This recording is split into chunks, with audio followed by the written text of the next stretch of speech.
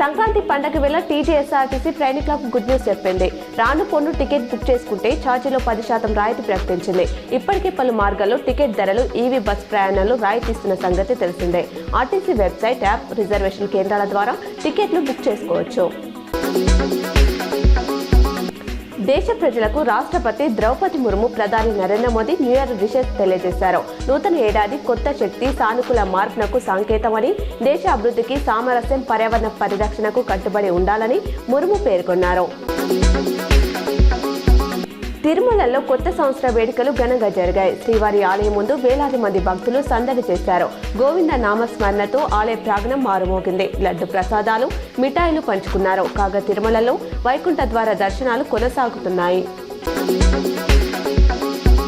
కొత్త సంవత్సరం వేళ ఆయిల్ కంపెనీలు ఎల్పీజీ సిలిండర్ల రేట్లను పెంచేశాయి. 19 కేజీల కమర్షియల్ సిలిండర్ ధర ₹111 పెరగ్గా, డొమెస్టిక్ సిలిండర్ ధరలో ఎలాంటి మార్పు చేయలేదు.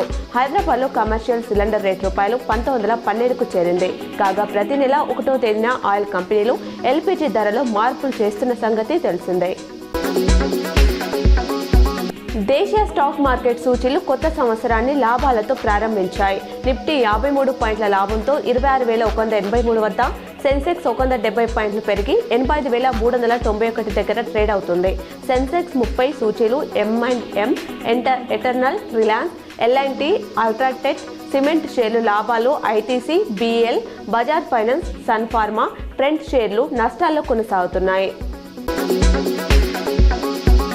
న్యూ ఇయర్ వేళ బంగారం ధరలు స్వల్పంగా పెరిగాయి. హైదరాబాద్ బులియన్ మార్కెట్లో 24 క్యారెట్ల 10 గ్రాముల పసిడి ధర ₹170 పెరిగి 1,35,060కి చేరింది.